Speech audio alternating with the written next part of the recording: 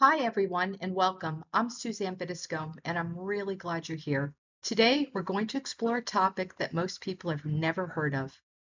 And honestly, that's part of why I think it's so important to talk about. But first, I want to be completely transparent with you. What I'm sharing today is for informational and educational purposes only. I am not a licensed mental health therapist, and nothing in this presentation should be taken as medical or mental health advice.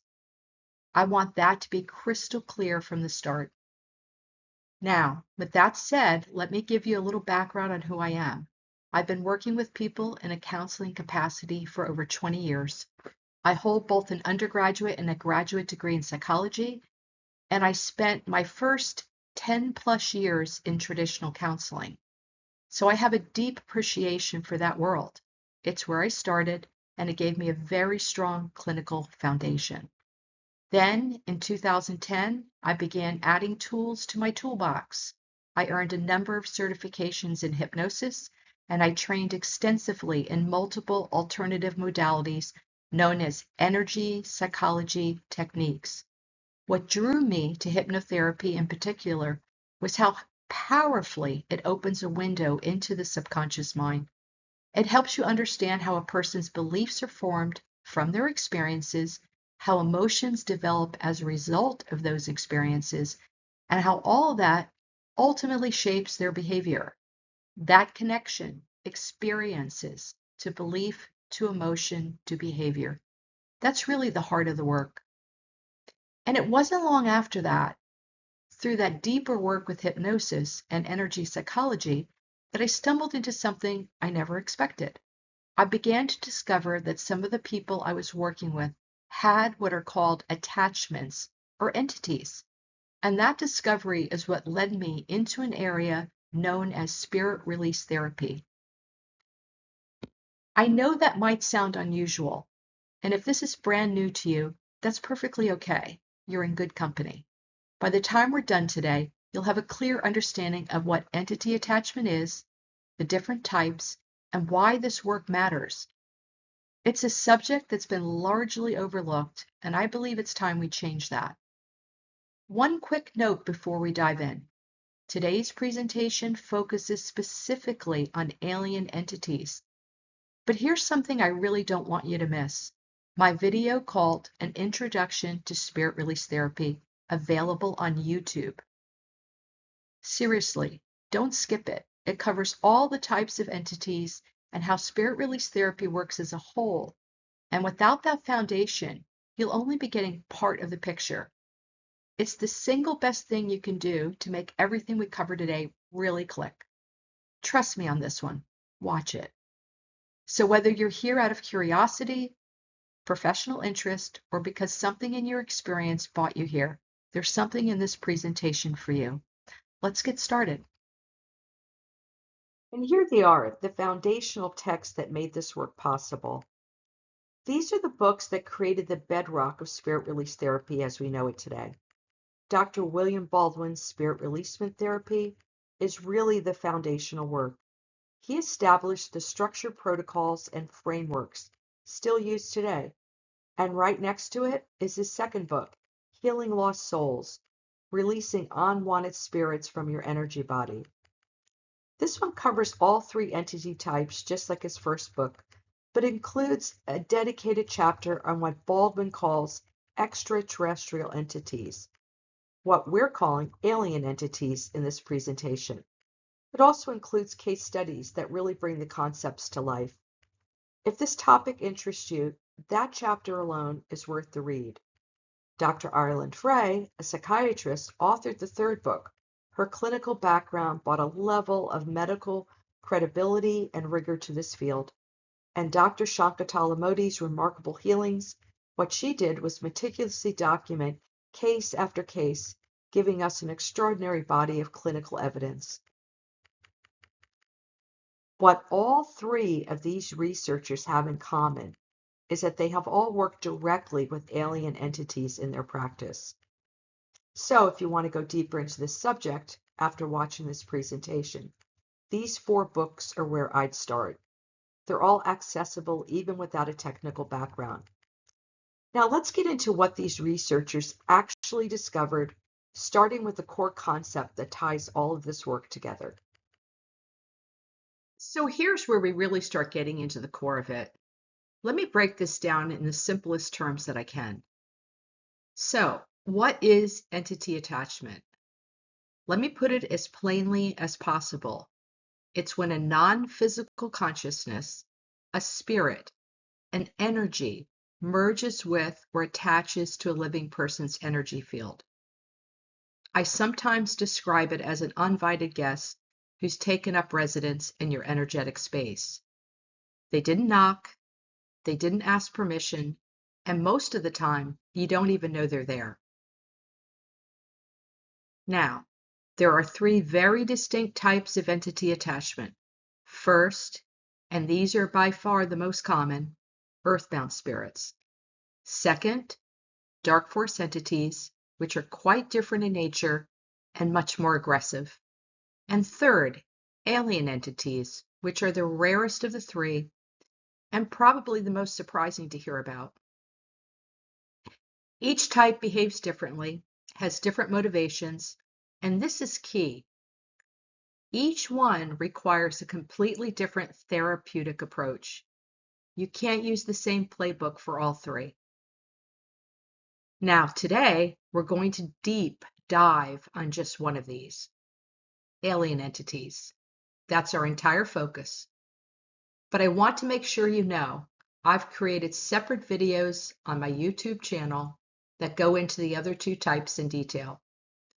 One is called An Introduction to Earthbound Spirits, and the other is An Introduction to Dark Force Entities.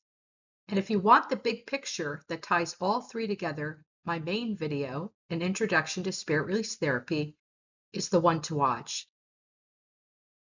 I'll remind you about these again at the very end, so don't worry about writing anything down right now. So with that context, let's dive into alien entities, what they are, how they operate, and why this work matters.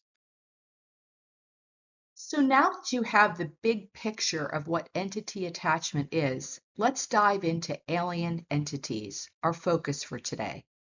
So what exactly is an alien entity attachment? Let me describe it as clearly as I can.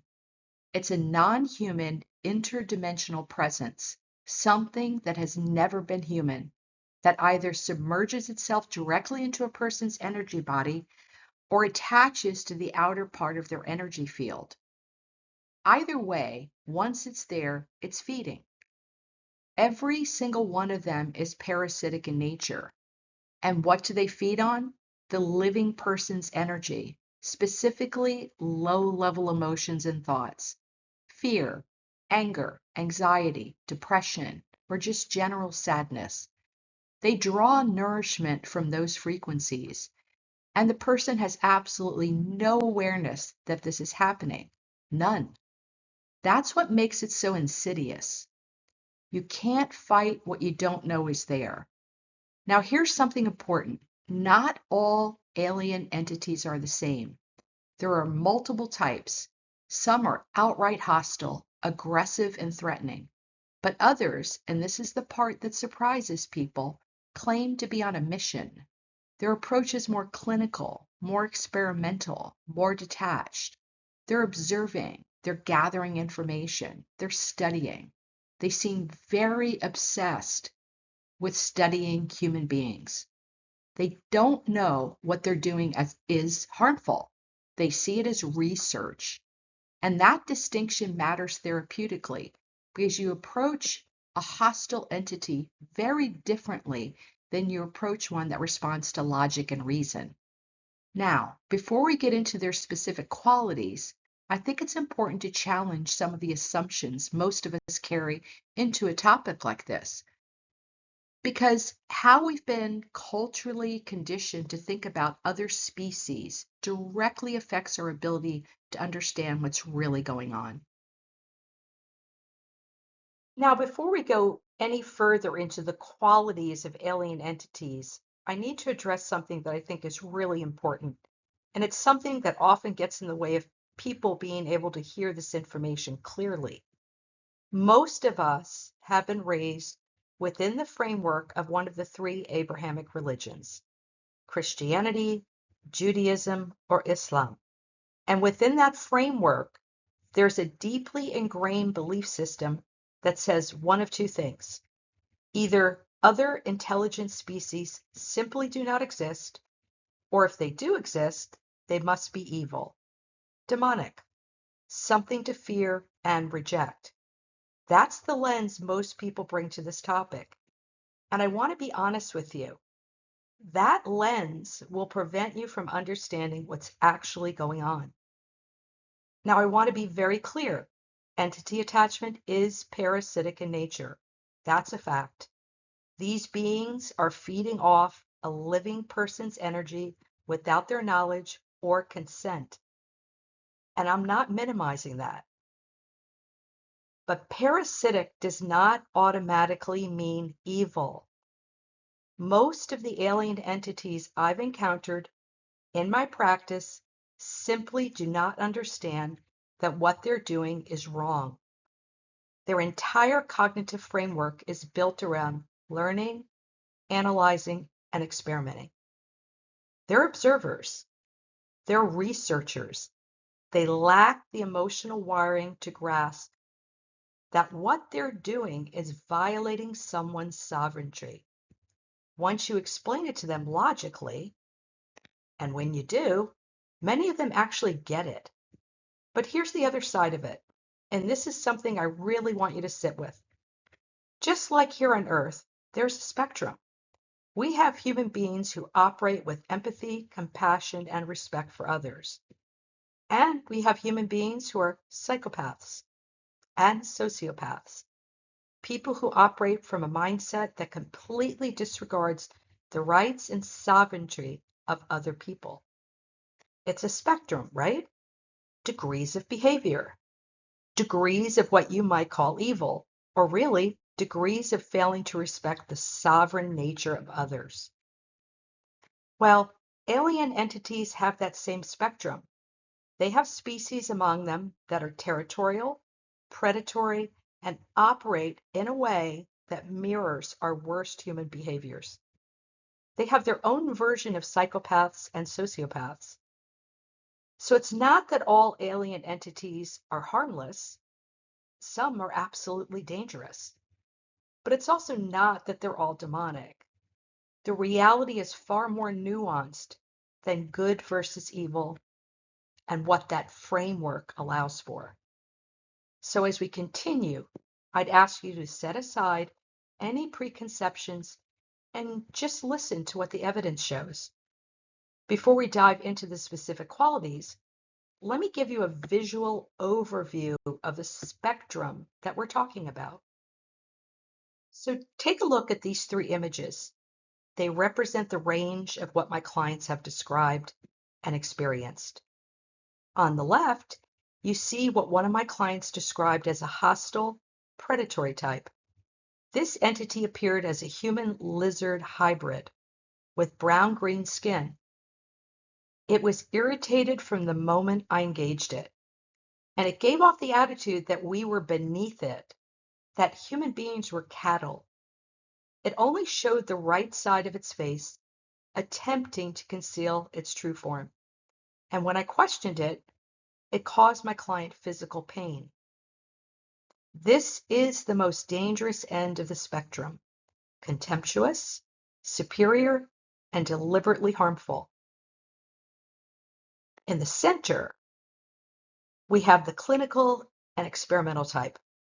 These are the ones who claim to be on a mission of exploration. They're observational, detached, almost scientific in their approach.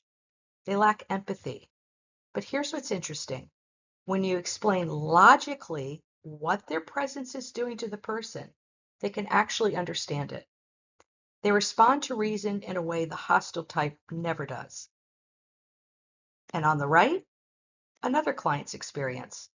This entity appeared as a black ball of mist with purple undertones. It stretched out arm-like tentacles to surround my client and drain their energy. She was tired and anemic until we removed it. But here's the key.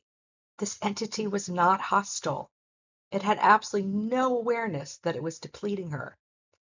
And it shared something telling. Its own planet, it told us, was dying. What it didn't seem to understand was that its species was draining their own planet dry in the same way, taking nutrients from everything around them without realizing the consequences. So here's what I want you to take away from this visual. We are not dealing with one uniform group.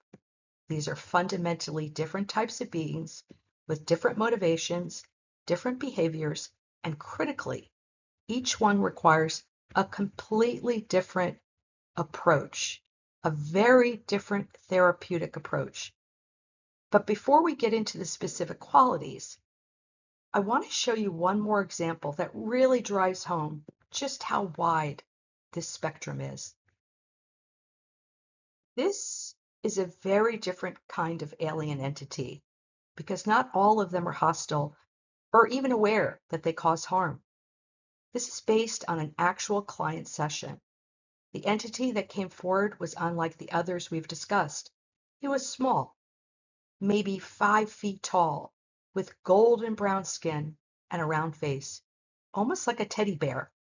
His eyes were black, but they were soft. There was a paternal quality to him, a kindness, no hostility at all. He told us he had left his planet without permission. He wasn't sent on a mission. He was drawn here by what he described as the many colors. He saw himself as an explorer, curious about this reality. And here's the important part. He was completely naive. He had no idea that his presence was affecting my client. And when it was explained to him logically, he was willing to listen. He didn't fight back, didn't resist. He simply didn't know. That willingness to understand and leave is what separates this type from the hostile ones. This case is so important because it illustrates the spectrum perfectly. Not every alien entity is predatory or malicious. Some are genuinely curious beings who simply lack the awareness to understand the consequences of their presence. And that distinction is critical when it comes to treatment. You approach this entity very differently than you would a hostile one. So with that visual picture in mind, from hostile to curious to genuinely kind, let's get into the specific qualities that define alien entities as a whole. So now you've seen the spectrum from hostile to curious to genuinely kind. Now, let me walk you through the specific qualities that define alien entities. The first thing that defines alien entities is their demeanor.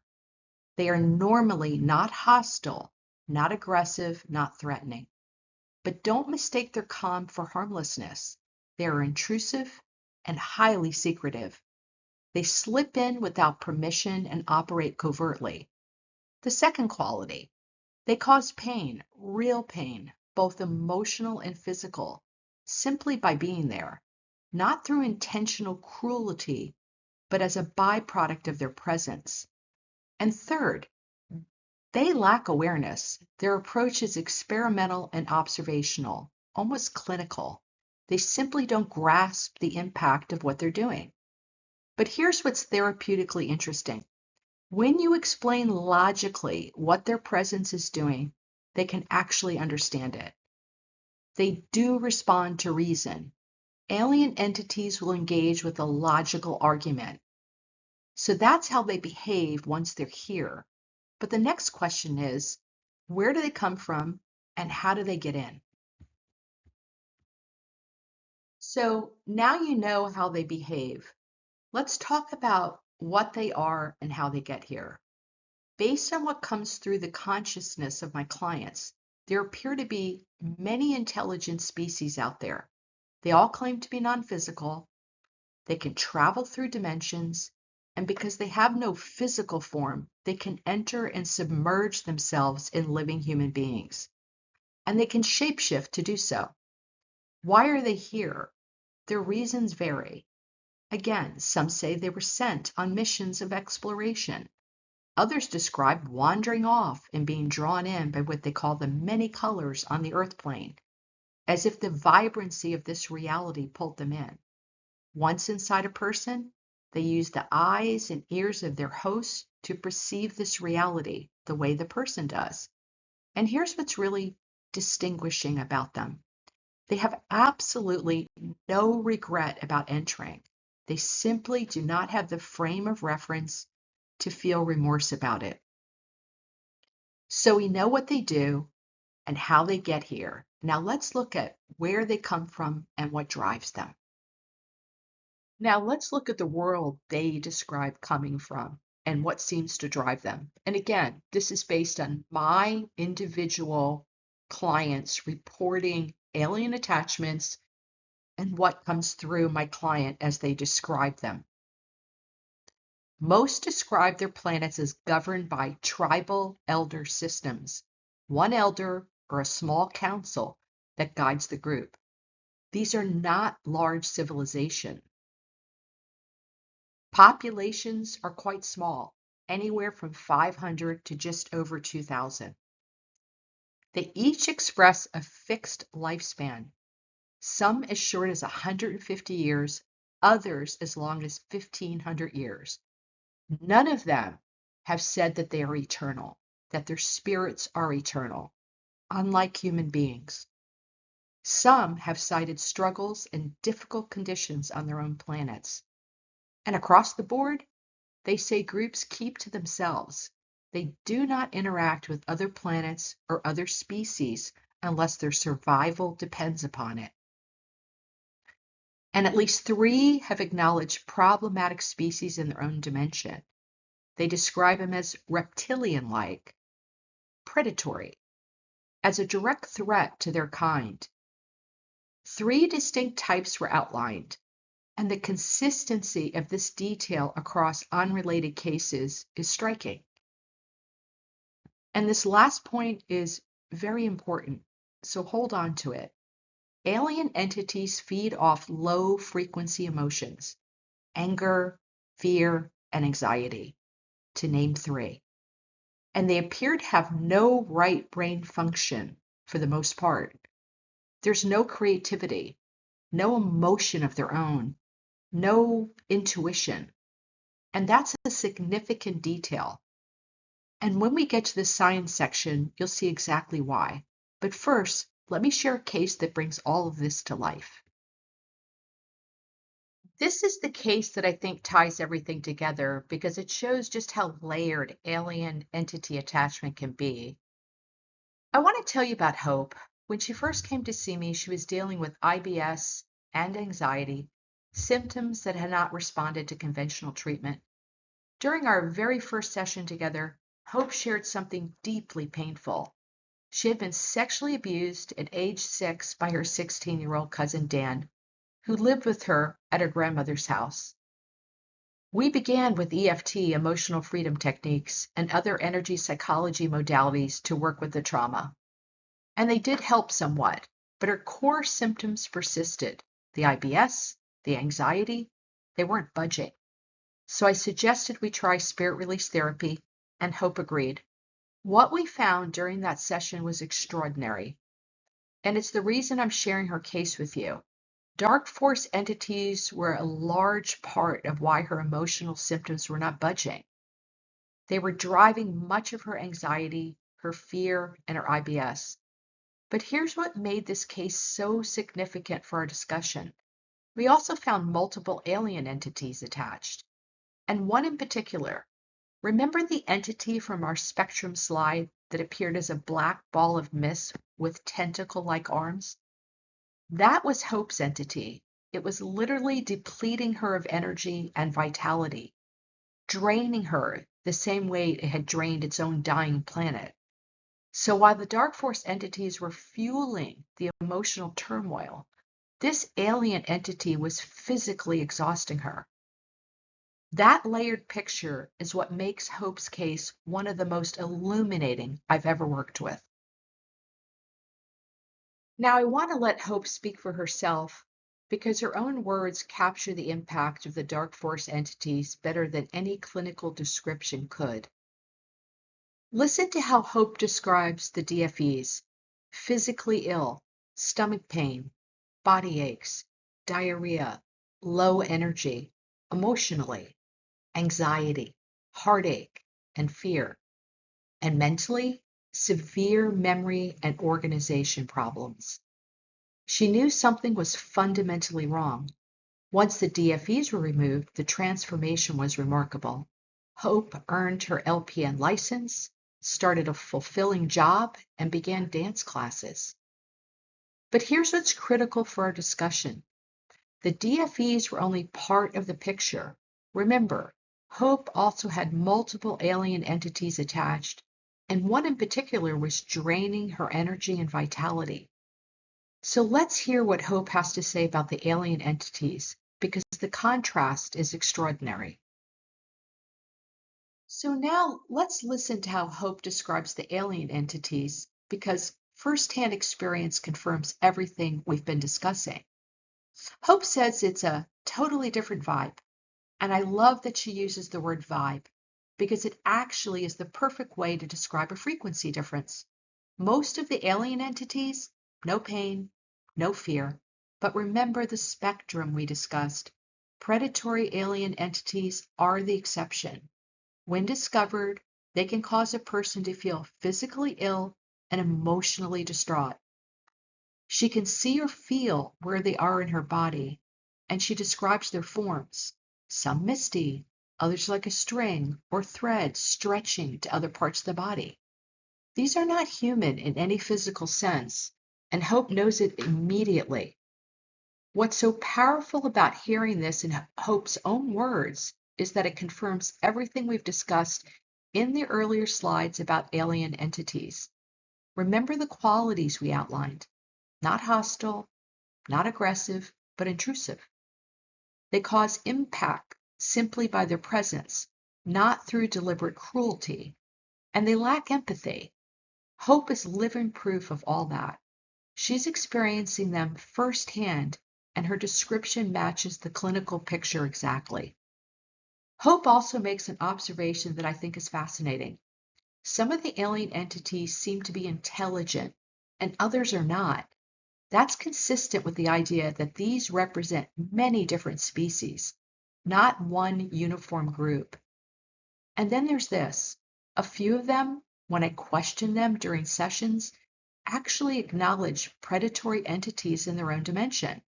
They describe them as reptilian and as hunters that they avoided. Now, if you recall from the earlier slide on alien entity qualities, this same detail, the reptilian-like threat, has come up independently across unrelated cases. The fact that Hope's alien entities corroborate what others have described without any knowledge of those other cases is striking. And I want you to notice something she says that I think is incredibly important. People can say they do not exist, but they do. That's a woman who knows her own experience. She's not guessing, she's not imagining, she's describing something she has lived through with clarity and certainty. Hope's case makes one thing unmistakably clear: the identification and removal of these alien entities through spirit release therapy is what allowed her life to open back up. Hope's recovery is the proof. Once the alien entities were identified and removed, she began to re-engage with the world in a more meaningful way. Now, where's the science? Where's the evidence? Let me show you that this work is grounded in far more than personal experience alone. So let's get into the science, starting with something you can actually see. This is where it gets really exciting from a scientific perspective. Konstantin Korotkov is a Russian scientist who developed something called GDV technology. That stands for gas discharge visualization. Now, what it does is remarkable. It can actually visualize the human biofield, the energy field, in real time, not invasively, meaning nothing touches you, nothing hurts. It simply reads and displays your energetic state. What his research demonstrates is something that energy healers have known intuitively for a very long time, but now we can see it and measure it. We are fundamentally energetic beings. We are constantly both conducting and receiving energy. We're not solid, static objects. We're dynamic fields of energy in constant interaction with everything around us.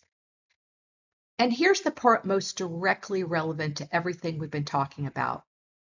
When we experience emotional or physical imbalance, stress, trauma, grief, illness, Korotkov's technology shows measurable openings, gaps, and distortions in the energy field.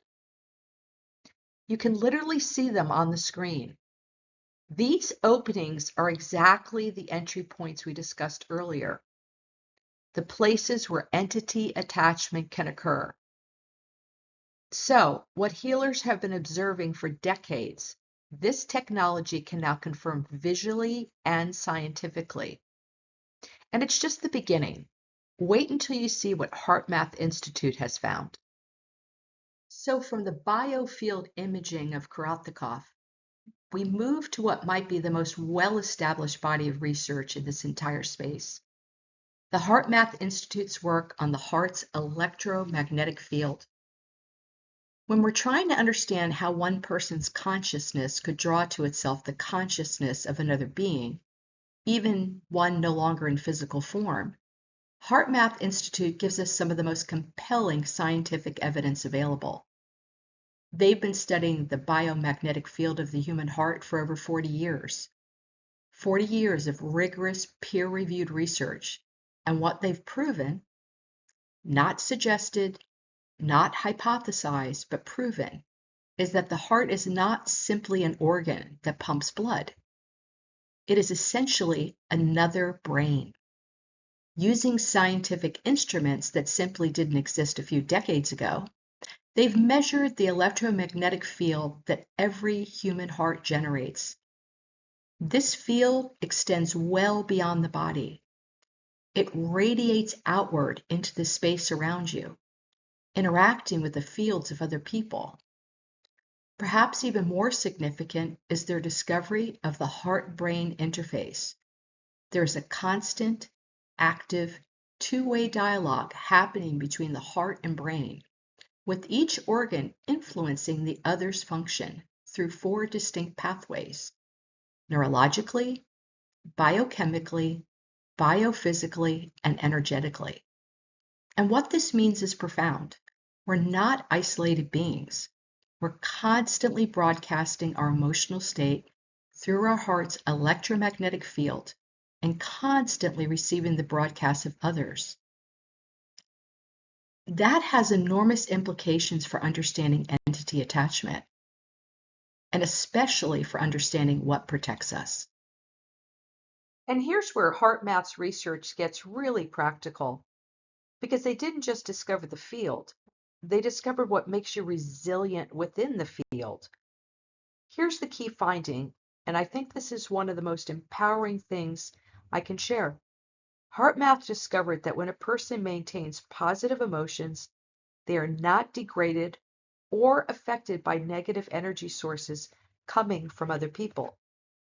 But that protection only works when the person can sustain what HeartMath calls a state of coherence. So what is coherence? It's a state where heart, mind, and emotions are all energetically aligned and working cooperatively together. Think of it like an orchestra where every instrument is playing in harmony versus one where everyone's playing a different tune. Coherence is indicated by sustained, positive emotional and mental stability. Not a momentary good feeling, but a consistent, maintained state of balance. Now, here's what's counterintuitive. When you're in this coherent state, you actually become more sensitive to the electromagnetic signals coming from other people's hearts. You'd think that would make you more vulnerable, but the opposite is true. When people can sustain this coherent balance, they become more internally stable and less vulnerable to being negatively affected by the fields around them. Their increased internal stability acts as a shield. Now think about what this means for entity attachment. Coherence is protection.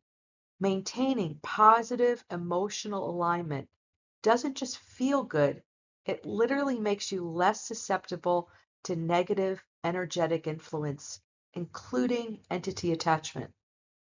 So for those who need strong scientific evidence, HeartMath Institute is certainly providing it. Now, let me connect this to the broader picture.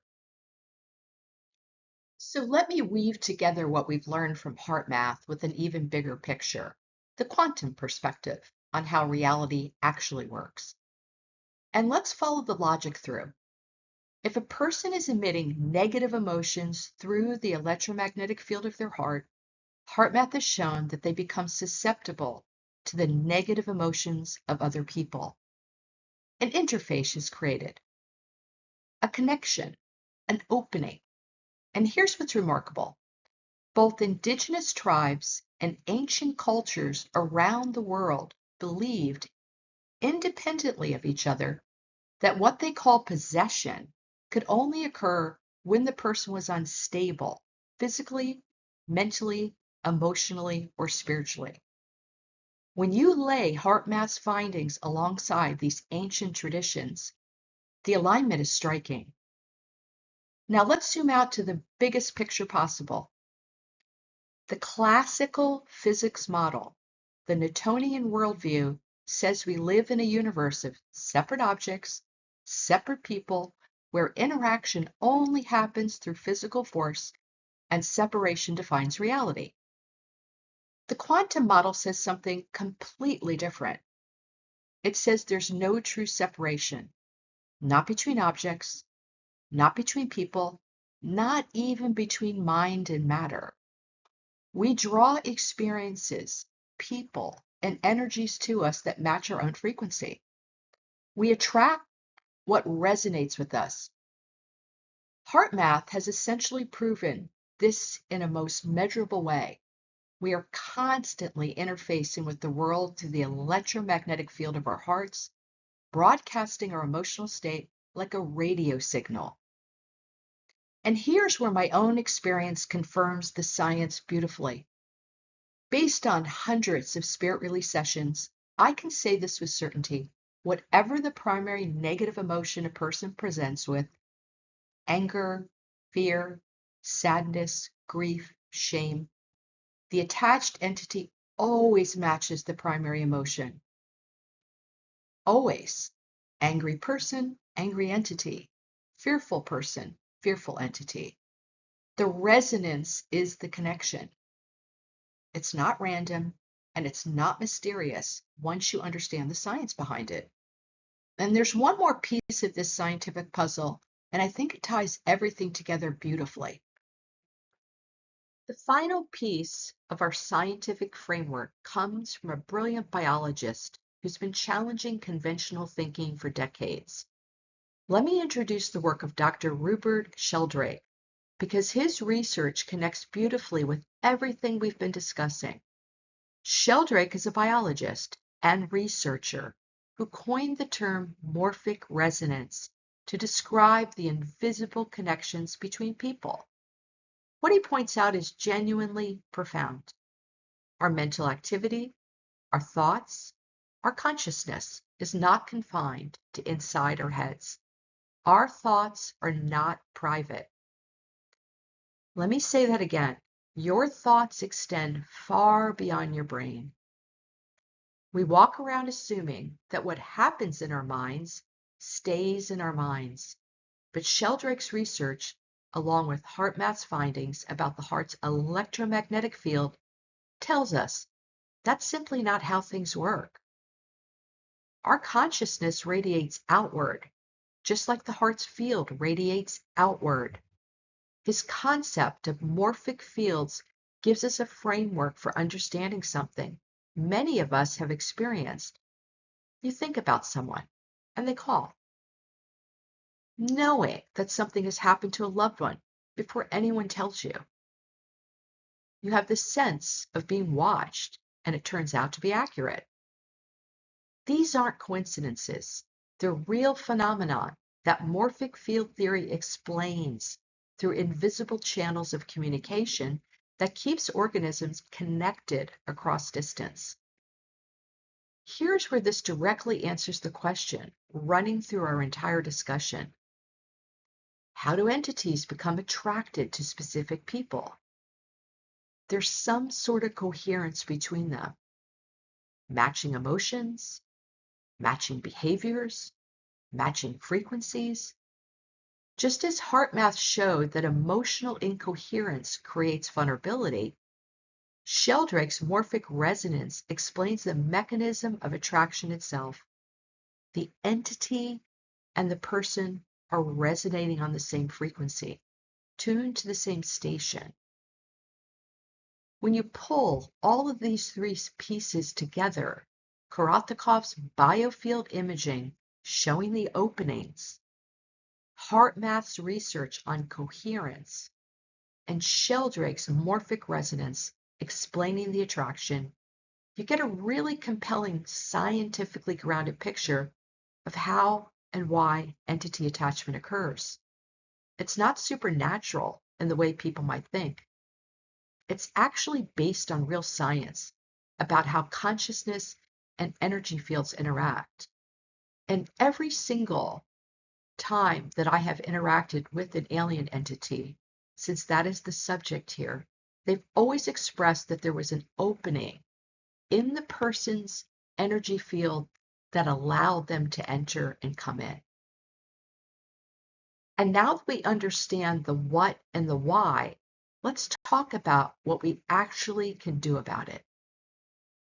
Let me walk you through the specific reasons why hypnotherapy is the tool of choice for all entity work and alien entity work, since we're discussing that in this presentation. And I want you to understand how our key researchers applied it.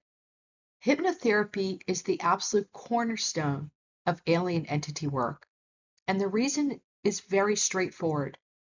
It's the only method that gives us direct, reliable access to the subconscious mind, the exact level of consciousness where alien entity attachments operate. Think about it. If someone has an attachment operating beneath their conscious awareness, talking about it consciously isn't going to reach it. Standard psychological assessments aren't designed to detect it. Medication can mask the symptoms, but it's not addressing the actual cause. Hypnotherapy cuts through all of that and goes directly to the source. Our key researchers all used hypnotherapy, but each brought their own genius to it. Dr. Baldwin developed a complete structured protocol, a structured, step-by-step method for guiding people into a relaxed trance state, then systematically scanning for and dialoguing with alien entities. His work created the modern practice of spirit release therapy as a very structured discipline. And when we look at Dr. Ireland Frey and Dr. Modi, each has documented hundreds of cases where hypnotherapy revealed alien entity attachments that have been completely missed by every other form of diagnosis. Some of these people had been in the mental health system for years with no resolution, and hypnotherapy uncovered what no one else had found. And a little reference with Dr. Ireland Frey, a psychiatrist, just like Dr. Modi. She brought her medical training and clinical rigor to this work. She too developed a step-by-step hypnotherapy process specifically designed to identify and release every type of attachment, including alien attachments. And what made her approach so valuable is that she combined the precision of a psychiatric background with the depth of hypnotic trance work. giving us a structured, repeatable method grounded in clinical experience. In my own practice, hypnotherapy is the single most effective tool for getting past the conscious mind's natural defenses and connecting directly with alien entities. But a common concern is this: what does the experience of hypnotherapy actually feel like? What does hypnosis feel like? Am I going to lose control? Let me put that to rest right away. This is the most common concern about hypnotherapy, so let me address it head on. During hypnotherapy, you are always in control. Always. Full stop. And I cannot emphasize this enough, because the single biggest barrier to people seeking this kind of help is the fear that they'll lose control. And that fear is based entirely on fiction. Stage hypnosis shows and Hollywood movies have created this image of the hypnotist as some kind of puppet master who takes over your mind. And that's just not how therapeutic hypnosis works. It's not even close. Here's the reality. In order to enter a hypnotic state, the person must be willing to follow the guide's suggestions. If someone doesn't want to go there, they won't. It's that simple. You cannot ever be hypnotized against your will. This is a cooperative process. I view myself as a guide, a facilitator. Your mind does the real work. And at any point, you can simply open your eyes and stop. You are never trapped, never stuck, and never out of control. And here's something that surprises most people. The conscious mind stays fully engaged the entire time. You're not asleep. You're not unconscious. People almost universally say afterward that they were aware of everything. They could hear my voice very clearly. They knew exactly where they were, and they remember every detail of the session. And that conscious awareness is actually essential, because it means you can report what you're experiencing in real time as we navigate the subconscious together. So with all of that, the science behind alien entities, and actually all entity types, the treatment approach, and the safety of the process, let me pull everything together with the key takeaways from today. So we covered an enormous amount of ground. Let me pull all the threads together. We started with the fundamentals, what entity attachment actually is, a non-physical consciousness merging with the living person's energy field. Simple concept, profound implications. We explored alien entities in depth, far more varied than most people expect. You saw the spectrum firsthand, from the hostile entity that viewed humans as cattle and themselves as superior, to the clinical observer on a mission, to the tentacle entity unknowingly draining its host, all the way to the gentle explorer who simply didn't know he was causing harm. What they share is that they're observational, they lack empathy, and critically, the majority respond to logic when you explain their impact. Then we dove into science. Korotkov's GDV technology showed us that we can literally see and photograph the energy field in its openings. HeartMath's 4 decades of research proved that the heart generates a biomagnetic field that interacts with the world around us, and that coherence, positive emotional alignment, actually protects us. The quantum perspective showed us that separation is an illusion, and that we draw resonant experiences to us through our energetic state. And Sheldrake's morphic resonance explained the invisible channels of connection that allow attraction between entities and people. The golden thread through all of it, emotional resonance. Whatever the person's primary negative emotion, the attached entity matches it. Every single time across hundreds of sessions. That consistency is not coincidence. It's the fundamental mechanism at work. And finally, we talked about hypnotherapy, why it works, how you maintain full control throughout, and how the slowing of brain waves creates a bridge to the subconscious where these attachments operate. The most important thing to take away from this presentation is this. If you or someone you know is struggling with symptoms that just won't respond to traditional approaches, therapy that doesn't seem to help, medication that manages but doesn't resolve, patterns that keep repeating despite every effort, there may be something else going on, and there is help available. This work is real. It's grounded in both clinical experience and scientific research. It's compassionate and it changes lives. Now, before I close out here today, remember, at the beginning, I promised I would circle back to those other resources. Let me do that right now, because today was just one piece of the bigger picture, and I really want you to have everything you need to keep learning.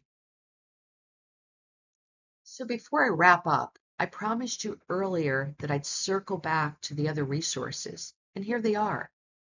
Today we went deep on alien entities, but as I mentioned at the beginning, there are two other entity types that are just as important to understand.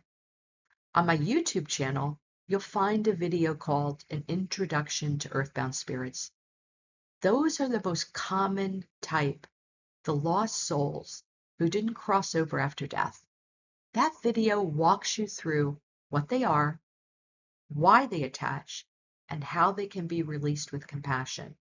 There's also an introduction to dark force entities, and those are a very different story.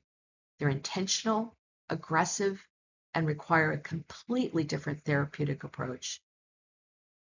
If what you heard today about alien entities surprised you, the DFE video will really open your eyes. And then there's the one I really don't want you to skip, my main video, An Introduction to Spirit Release Therapy. That's the one that brings all three types together, explains how this work actually functions as a therapeutic practice, and gives you the full foundation. If you only watch one more thing after this, make it that one. And I also want to mention my ebook, An Introduction to Spirit Release Work. It's a very short read. You can see it here on the screen. And I wrote it back in 2020, and it covers earthbound spirits and dark force entities in depth, with real case studies from my practice and the same scientific research that we explored today. I wasn't ready at that time to include alien entities because I was still putting together my own case studies and deepening my understanding. But everything else, the science, the other entity types, the therapeutic approach, it's all in there. And I think it may round out what you learned today. You can find all of these videos and the ebook on my website. The links are on the next slide, along with my contact information. And I really do encourage you to keep exploring. Each resource builds on what you learned today. So I really want to thank each and every one of you for taking time from your busy day to watch this video. And if anything resonated with you, if you have questions, you want to explore this further, or you just want to learn more about this approach, I would genuinely love to hear from you. You can reach me through my website at thesourceforchange.org, by email at thesourceforchange@hotmail.com, or by phone. You can text me or call me, 561-398-1139. All of my sessions are conducted through Zoom, So it truly doesn't matter where you are in the world. We can work together. And again, I want to thank you so much for your time and your open mind.